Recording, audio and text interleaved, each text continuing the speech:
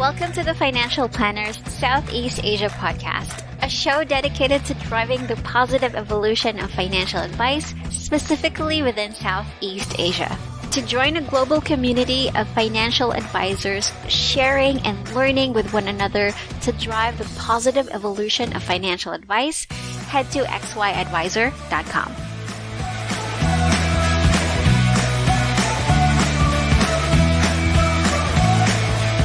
Hey guys, welcome to another episode of the Financial Planners Southeast Asia podcast. Gwen here, and today I'm with Clayton Daniel, who is a former financial advisor, an author, and managing director at XY Advisor. So welcome to the show, Clay.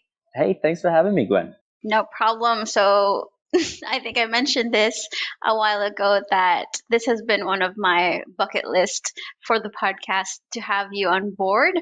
So very much welcome for you to be here. And I guess my first question is a lot of financial advisors whom I've already interviewed asks about what is XY Advisor. So from the one of the founders of XY Advisor, can you tell us what it is? Yeah, I mean, it's the most obvious question. If you really think back to its roots, it was a couple of advisors who were sharing and learning with one another to get better at financial planning. And then we realized that if we put a label on it, if we gave the sharing and learning a name, that we could then invite people who were far better than us at financial planning to come in and teach us how to be even better at being a financial planner. And so ultimately, I think at the time I had a blog that was called xyadvisor.com, and no one was reading it, and it wasn't very good to begin with. And I think just to save like the $10 or whatever it is to register, a new URL, I just said, hey, I've got this name already. It's called XY Advisor. Let's just use that one. And, we can begin inviting great advisors to come and teach us how to be better at what we do. And so really it started as an event. That event sort of, it was one event, and there was two events, and then there was three events. And then the events were kind of 6 months apart. So we thought, how can we sort of speed that up? And so we started meeting up digitally, to have a discussion, and we'd get sort of maybe 10 or 20 or 30 people on a Zoom call. And we would discuss different things. From there, that was only happening once a week. So we thought, how do we accelerate this more? And then, so we started a LinkedIn group, and then that LinkedIn group grew to about 500, 600, or maybe 700. And then we moved across to Facebook because the conversations were better on Facebook than they were on LinkedIn. And then the LinkedIn group got to 4,000. Sorry, the Facebook group got to 4,000. Yeah. And then 2 years ago, we launched the XY platform, and we've already grown to 5,000. And so ultimately, it is an ecosystem now of events, podcasting, and sharing and learning on a platform where advisors can simply just get better at what they do for work. So long explanation, but thorough. Yes. Exactly. And that's why we're here now, right? So this podcast, the Financial Planner Southeast Asia podcast, is part of that ecosystem where our goal is always to drive the positive evolution of financial advice. But yeah. So let's back up a bit. So XY Advisor was created for financial advisors, and you, when you started out, you were a financial advisor. So yes. Can you tell us how did you get into financial advice in the first place? Yeah, good question. So a lot of people struggle to ever learn what financial advice is, and even less learn how to give financial advice. So financial advice is a really peculiar career path, and it's a kind of a peculiar topic in general. I mean, money is so emotional, right? It's like the most emotional, besides health, besides say the health of yourself and your loved ones, money is probably the second most, emotional topic. And so as soon as you get into the realm of something so emotional, it becomes almost peculiar that you would go to someone for help with, Mm, right? yeah. Although the world is slowly changing in that, a lot of people these days have a personal trainer for their fitness, or they might speak to a psychologist for their mental health. So I guess the growth of those professions designed to help health and wealth and things like that are growing. It's a relatively new profession. So compared to accounting, which has been around for a long time, and that is dealing with the financial outcomes of a business, dealing with the financial outcomes of an individual has really only been around, I guess, for about, kind of 40 years max. So it's kind of like a new profession. And the way that I stumbled upon it is through accounting. So I was an accountant, a personal accountant, not a company accountant. So I was a personal accountant, and I was sort of meeting with people on a year-to-year basis. And then I was sharing an office with some financial planners, and they were dealing with the client over the scope of their lifetime. And I sort of looked at my situation and I thought how I guess more of a grand vision it was to work with someone over the course of a lifetime rather than on a year-to-year basis. And I sort of swapped careers from being a personal tax accountant across to a personal financial planner. Wonderful. And so once you became a financial advisor, I knew that later on you started your own business, Yes. right? Why did you start your own business in the first place? Yeah. Well, I always wanted to start my own business. So it was a need, a desire, a drive. I would say to build a business was probably my core premise. It's actually how I got into tax accounting. I was doing music to begin with, and then I went Oh, to yeah. yeah, and then so the only problem with doing music is unless you sound like Justin Bieber, there's not, which I didn't. There's not a huge chance of making a career out of it. So as a failed musician, I ended up going to university studying accountancy. But the reason I went to university to study accountancy is because I wanted to get into business. And I didn't really have any idea on how to do that. So I started with what someone described to me once as learning the language of business, which is accounting. And I mean, I kind of agree with that concept at this stage, but there's much more to it than understanding accountancy. But it was where I started. And so my desire to grow a business started with, going to uni and becoming an accountant. And then the accountancy led to financial planning. But sort of at that stage, I'd sort of made the decision to move into the world of business at about 22. And so the journey from university to tax to financial planning took about 8 years. And then, so when I was 30 years old, like 2 weeks before I turned 30, I started my financial planning business. And so it took me, 8 years to get there. And interestingly, I sort of 4 years later, I then sold that business and moved across into sort of tech startup land, which I guess goes down the path of being an entrepreneur even more so, because now I'm sort of in a product rather than service.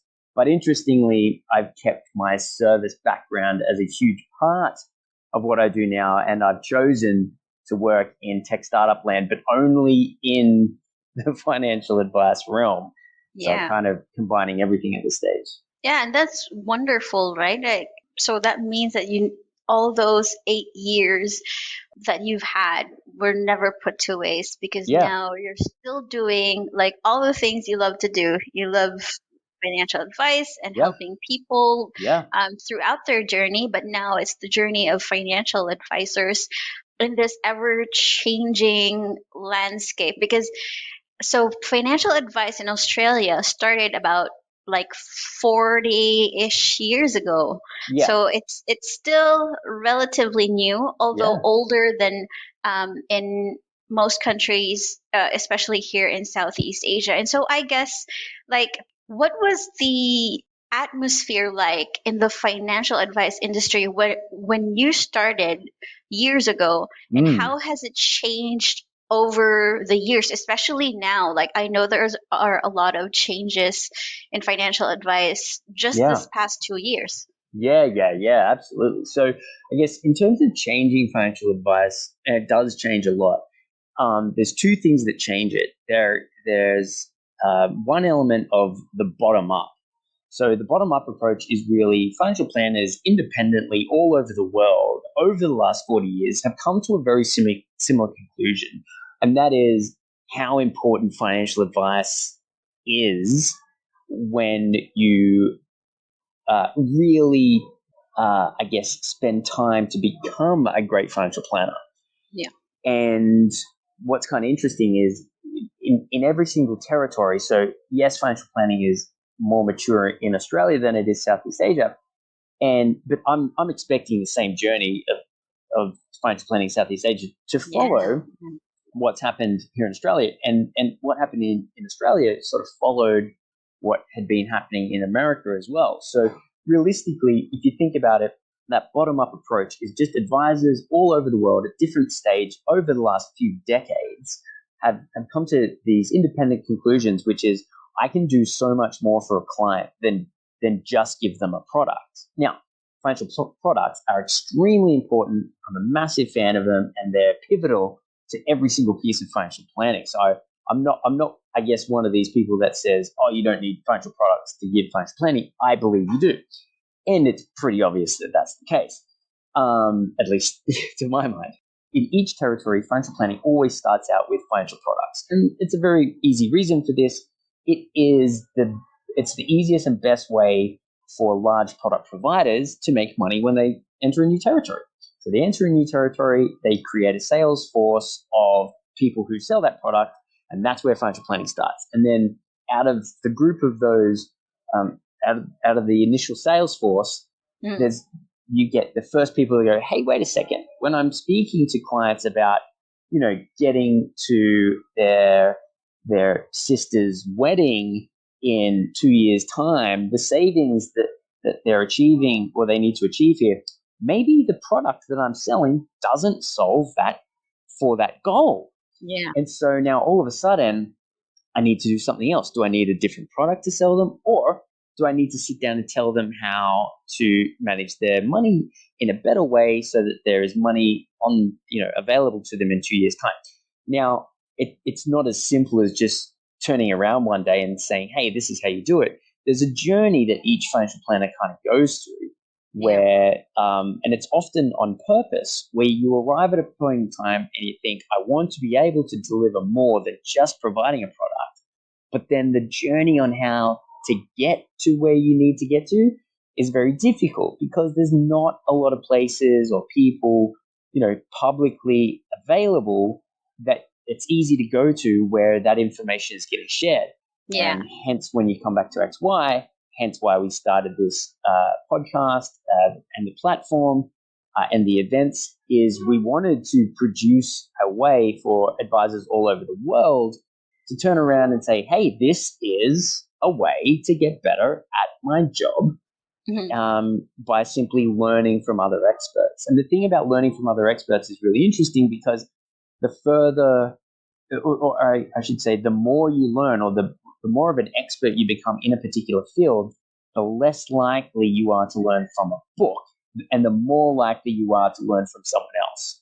And so, and because a lot of this sort of expertise knowledge is very difficult to codify and put in a book. So Yes. it comes down to these sort of individual situations that people find themselves in where they find a particular thing is difficult, and the only way to solve it is to really flesh it out with peers, with like-minded experts. And so, when I started my company, I realized there was so much I didn't learn. And I also realized it was very difficult to find a place to learn how to get better at these things. Hence why, the events every 6 months, the digital catch-ups once a week, and now the 24/7 platform, which is dedicated in its purpose rather than being on another social platform, is really the best solution that I could imagine as that guy who started the company, when I did. Yeah, I totally agree with that, Clay, because when my husband started in financial advice, and because here in the Philippines, financial advice is still relatively new, like I thought an insurance advisor or a risk specialist was the same as a financial advisor. So when I was speaking with Christian, my husband, I would tell him, so like you know how to do this and you know how to give advice for this and that. And then later on, and he thought as well that it was the same thing, right? Yeah, And later on, as he went through his trainings and all that, he realized that there are still limitations that he has as a risk specialist, but ultimately he really wants to be a financial advisor.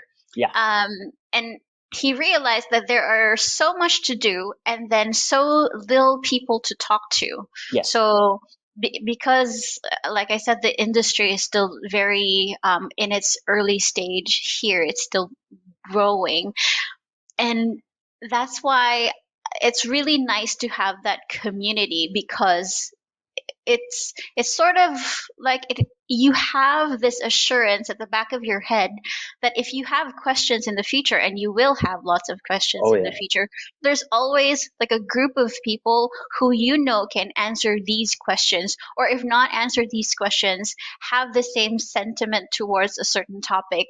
yeah. And I think that's very powerful, the sense of like a reassurance that someone's got your back, right, in your profession. Yeah, no, absolutely. And it always it's difficult when you feel like you're out on a limb by yourself.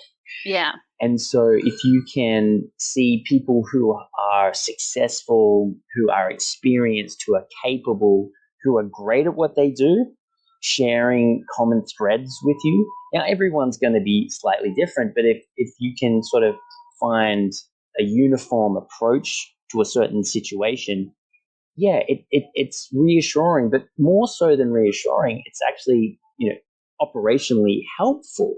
Hmm. So on XY, there's hundreds of these kind of files that you can download that gives you a structure to at least start the process on starting to deliver a new type of financial planning.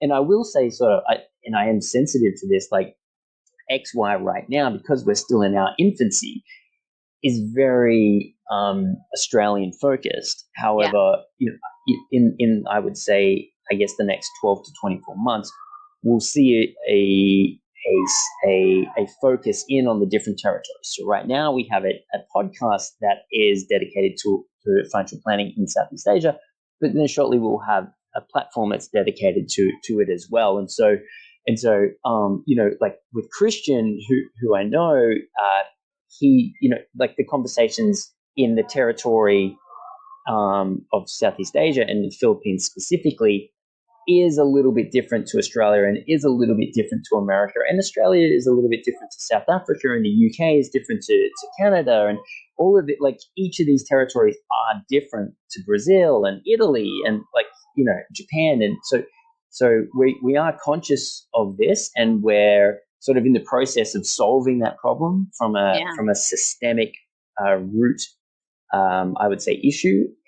And once that's solved, I'm expecting sort of each territory to to improve holistically what financial planning is at a much rapid rate.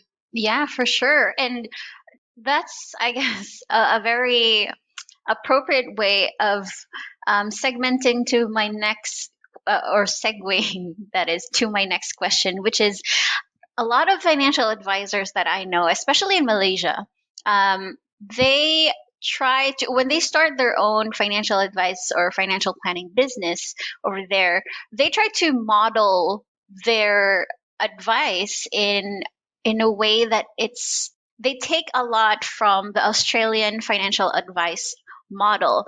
And I wondered about that, like why not in the US, or why not in the UK, or Japan, where it's it's in Asia, it's closer. But they try to model it in the Australian financial advice framework. Why do you think that the Australian financial advice works? or the why does the model work? Yeah, really good question. I think that's because we're, XY is the first community of its type in the world, Mhm. right? So Yeah. where else do you go? Especially, if it's free, right? Like, sure, you Oh can yes, yes, because it's this, free. yeah. So that you can join these amazing courses, and sort of private communities all over the world that you can pay a bunch of money to join it, and they will go Yeah. through a certain framework and a Hmm. certain belief system, and and use certain technologies, and I guess it's a prescribed framework. And I want to be clear, a lot of these companies are doing amazing stuff, right? Yeah. So the reason why I would imagine places like Malaysia are following Australia is because the XY model is different. It's free. I mean, sure, there's like a 10% of people who do the paid for options, which is great, but that's only, 90% of people currently aren't doing it. So it is free to join, and it is an open environment where you can kind of pick and choose what it is that you want to adopt and what it is that you want to ignore. And I think that sort of that loose environment, if you will, or the need to, or the ability to learn and get better without having to commit to a particular framework is sort of helpful. Like, at the end of the day, I would always recommend at some point in your journey paying to be a part of, like a framework. But if the affordability is there, sure, like it's a great way to excel. But in terms of a great place to always come back to, whether you're 12 months in or 20 years in, a place to come back to and explore different ideas that aren't in a particular framework, well, we're the only place that I'm aware of in the world where this is occurring. So it makes sense to me that Malaysia, or we've got members from 20 different countries. Yep. It doesn't surprise me that Australia is now seen as a bit of a guiding, especially XY is a guiding environment because, well, realistically, we're the only ones doing it. Yes, that's true. And the thing that I like, big, I feel like XY Advisor works because of its free model. Like a lot of people want to test out like a product, right? Yes. And then so before they commit to something, they'd like to check it out. Mm, And because XY Advisor is free, they can always log in and then check and see what the conversations are and that's right. see what's happening. And that's where they can say, like, am I going to commit?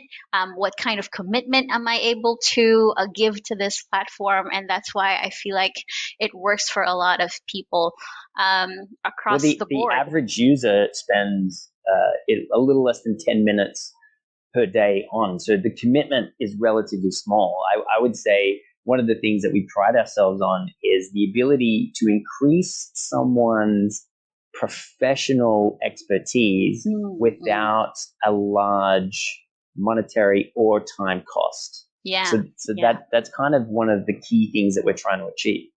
yeah. So like the a user comes in, checks around, has a particular question in mind, and then looks for it in the conversations. And if he can't find it, then he asks, right? Well, yeah, precisely. I mean, that would be one use case. Is if you have a specific question, there is existing conversation, there are downloadable documentation, and if nothing exists, yes, of course you can ask. However, that's not the only use case. A lot of people are going on without a particular question in mind, and are simply going on to look at what other questions are being asked, right? Ah, So it doesn't have to be specifically to solve an immediate problem. I mean, just by simply going on and spending a couple of minutes a day reading what other advisors' challenges are, you're kind of opening yourself up to an environment where you're you're learning vicariously through other people's problems. So you might not even realize that something is a problem yet. So by looking at what the other problems are that are being experienced, you're first of all being informed of what problems exist, and then you're also looking at what those solutions are. And so that's the second use case. A third use case is you might be the kind of advisor that is looking to build their reputation, within their peers. Yeah. And so these kind of advisors are actually just going on and answering questions, not even asking questions, but contributing to the body of knowledge of what financial planning is. They're uploading documents. They are answering questions. And their goal is to be seen as a thought leader. Their goal is to attract really good talent. So the best way imaginable to sort of get the best advisors to work for you is to be known as being a great advisor, right? And then, of course, the other option in this category is just because a lot of people like to be generous with their knowledge. So they might not even have any incentive other than the desire to drive the positive evolution of financial advice, to contribute in a way that is scalable. So they answer one person's problem, but thousands of financial planners all over the world are learning from them. Hey, that's a great way to contribute to your own profession. Yeah, that's true. And I think I would akin this to like when I started using LinkedIn, right? So when I, this sounds funny, but when I try or if I want to feel professional, I open LinkedIn and I look at, so I look at like the posts, especially from the ones that I follow, like all of the professionals out there that I feel like are doing such a great job, and then they post or ask excellent questions or they post excellent stuff, and I feel like I just become a more professional person after getting into LinkedIn and reading all their posts, all of everything that they're sharing. And I feel like XY Advisor is like that. So if you get into the platform 10, 15, or 30 minutes later, you come out like a better financial advisor or a better paraplanner or a better financial coach. Yeah. So, yeah, I guess that's what I would like to think that XY Advisor is for. So thank you so much, Clay. I guess my last question for you would be like, what is your advice if a financial planner wants to grow their business here in Southeast Asia, where we're still in the process of growing and figuring things out? Yeah, I think the same strategy works well all over the world, and this is only a realization I've come to even since selling my original financial planning business. Now, I learned a lot in the 4 years that I owned a financial planning business, but I tell you, I've learned a lot more in the hundreds of conversations I've had with financial planners for years afterwards. Right. So I'm in a very unique position where I've had the chance to ask fantastic financial planners how they have grown their practices over time. Right. And so what I've kind of pieced together through my own experience and then from asking better financial planners than myself, I've come to a certain conclusion. And that conclusion is being very specific in who you deal with does one thing and one thing only. It attracts the people that you want to work with in a way that they can't ignore. So let's say if you're a financial planner and you do regular financial planning stuff, right? And you're a financial planner for everyone, and then there's 100 other financial planners who work with everyone, and no one's different, right? So everyone just says they deal in investments and insurance and taxation and cash flow or whatever, right? You work, but then someone out of that 100 goes, I'm a financial planner that deals specifically in people that work in technology. Yeah. So now what's going to happen is out of those 100 potential advisors, you're going to have, let's say, 100 potential clients. Now 99 out of those 100 clients only want to like work in technology, right? Yeah. So you think, oh no, I've only got 1% chance of getting this client. But you've actually, if you're the only financial planner that says that you work with people that work in technology, then the likelihood of that person coming to you is almost like 100%. Yeah. Now, the other thing is, there's a really good saying around this, and that is your target is not your market. And what that means is, if you say you work only with people in tech, what you'll actually find is there'll be another, out of that 100 potential clients, the one that works in tech will definitely come to you. But then there's going to be a couple other people that work, maybe not in tech, but maybe consider themselves as the kind of person that is in tech. And then you've got a really high chance of getting those people as well. So, for example, like let's say two podiatrists, like people that work with feet, are next to each other, right? Yeah. Like, and let's say one says, "Hey, I'm the best podiatrist in the area." The next one says, "I'm a podiatrist that works with the national sporting team," right? Like I'm just a regular guy, but I walk past and I see. But sure, someone says that they're the best, but this person says they work with professional athletes. Now, I'm not a professional athlete, but I think to myself, well, actually, I'd prefer to get looked after by someone who does work with professional athletes. So even if you're a little bit scared about being in a niche or deciding, like making a decision on who you want to work with is a small amount of people. What's really interesting is you've got a high likelihood of attracting people that are like that, but also you've got a high likelihood of attracting people that would aspire to be the audience that you're attracting. Mm-hmm. And so so your target is not your market. Your target is like a dartboard, right? In the middle is the exact people that you're wanting to get. But you're still going to get people that exist around that target in the middle, right? So the number one is choosing and being clear on how to deliver great advice to a certain segment of society. Then, all this other stuff that you can get good at in being a financial planner is getting good at the stuff that is relevant to that particular audience. Right? So one of the things that people that work in tech often have is shares or options of shares in the startup companies that they work in, right? So you need to become an expert in that. Yeah. Right? So now all of a sudden you're talking about being an expert in options that people get when working in startup tech companies.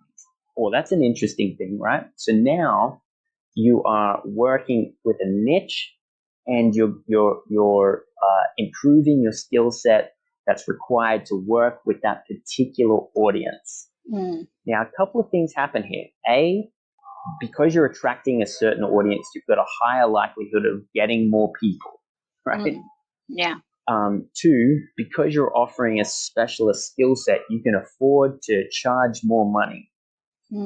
Three, because you're offering a specialist skill set, your clients are going to receive more value. And as a result, earning more money because you're offering more value to your clients. The end result is that you're going to enjoy your work more. Yeah. And so the key is picking a niche, attracting those people, getting an expertise in their lifestyle, like what common problems they experience, is going out and actually becoming an expert in that, earning more money and enjoying your work. All of that collectively is one step, a great first step. And then second step to this, so the second step to the first step is this. Now that you have a niche, now that you can offer more value, go and speak about it publicly in as many different ways as possible. Start a podcast, and then from that podcast, write articles. From those articles, write LinkedIn updates. From those LinkedIn updates and the articles and the podcasts, write a book.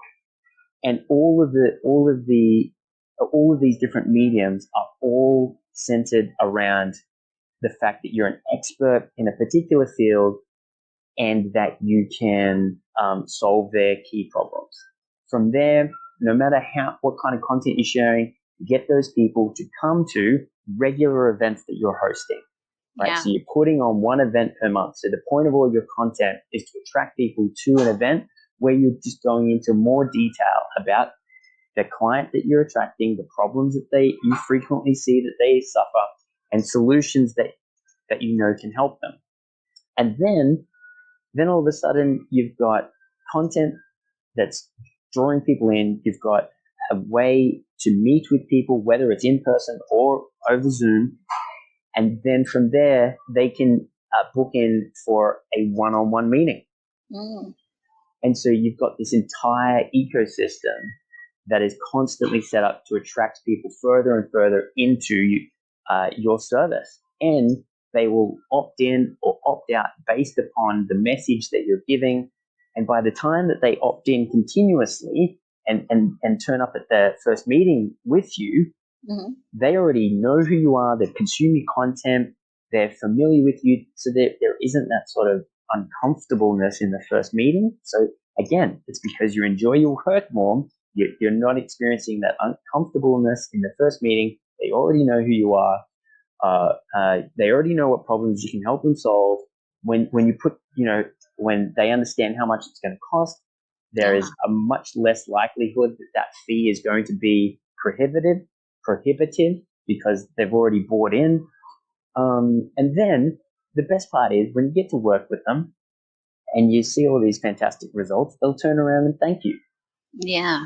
So that whole situation took me years to figure out, but that is without a doubt the best way to grow a successful, enjoyable, profitable financial planning advice process.